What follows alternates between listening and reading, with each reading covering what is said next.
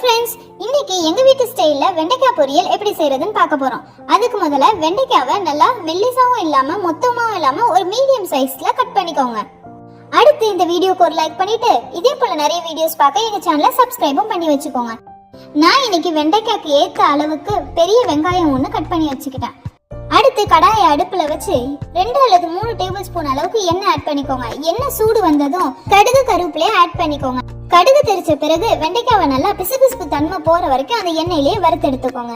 பிசுபிசுப்பு தன்மை கொஞ்சம் குறைஞ்சி வெண்டைக்காய் நல்லா வதங்கிடுச்சு. அந்த சமயத்துல நம்ம வெட்டி வச்ச வெங்காயத்தையும் தேவையான அளவு உப்பையும் ஆட் பண்ணிக்கோங்க. வெங்காயத்தை நல்லா கிண்டி விட்ட பிறகு 1 ஸ்பூன் மஞ்சத்தூள், 1/2 ஸ்பூன் மிளகாய் தூள், 1/2 ஸ்பூன் சீரகத்தூள் போட்டு நல்லா கிண்டி விட்டு லோ ஃப்ளேம்ல வச்சு அடிப்பிடிக்காத அளவுக்கு நல்லா வதக்கி விடுங்க. வெண்டைக்காய் ரெடி ஆயிடுச்சு. இது கூட துருவின தேங்காவையும் மிக்ஸ் பண்ணி அப்படியே கலந்து விடுங்க. சூப்பர் அண்ட் ஈஸியான வெண்டைக்காய் பொரியல் ரெடி ஆயிடுச்சு. நீங்களும் இதை உங்க வீட்டுல ட்ரை பண்ணி பாருங்க.